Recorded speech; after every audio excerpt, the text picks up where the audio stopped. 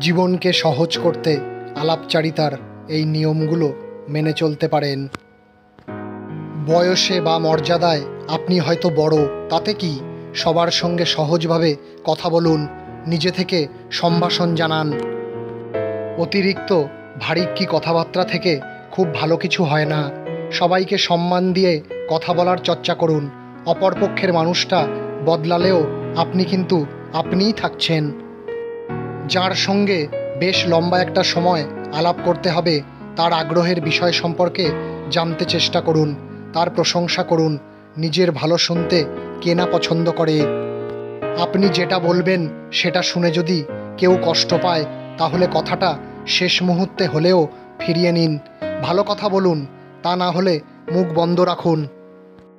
একই কথা নানান শব্দ দিয়ে বলতে পারেন। কোন শব্দটা বাছাই করবেন তার উপরেই নির্ভর করছে কি হতে পারে এর প্রতিক্রিয়া।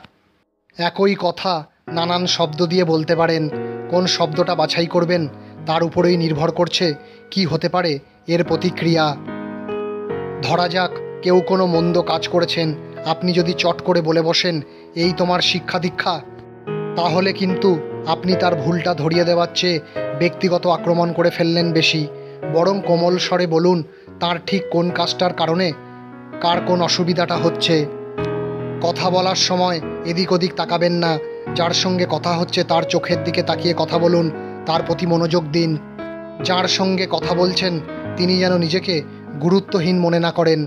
সহজ স্বাভাবিক রাখুন আপনার দেহভঙ্গি। কথা বলার প্রস্তুতি নেওয়াটাও অনেক জরুরি। কি বলবেন, কিভাবে বলবেন, অপরপক্ষের সঙ্গে মতানৈক্য হলে কিভাবে পরিস্থিতি সামলাবেন। গুরুত্বপূর্ণ কথোপকথনের আগে এসব বিষয় ভেবে রাখুন। দরকারে ওই বিষয়ে প্রয়োজনীয় পড়াশোনা করে রাখুন। ছোট বড় কারো বিশ্বাসভঙ্গ করবেন না, মিথ্যে বলবেন না, একজনের সম্পর্কে অন্যজনের কাছে খারাপ কথা বলবেন না। বিশ্বাস যদি একবার ভেঙে যায় তাহলেই মুশকিল।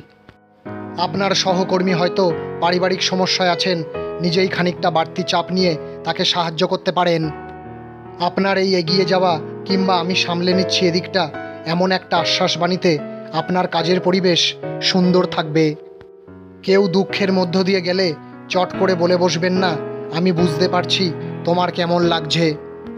বরং বলতে পারেন, এটা তো ভীষণ কষ্টদায়ক। কারণ অন্যের অনুভূতি কিন্তু আপনি তার জায়গা থেকে অনুভব করতে পারবেন না, আপনি কেবল খারাপ ধারণা করতে পারেন।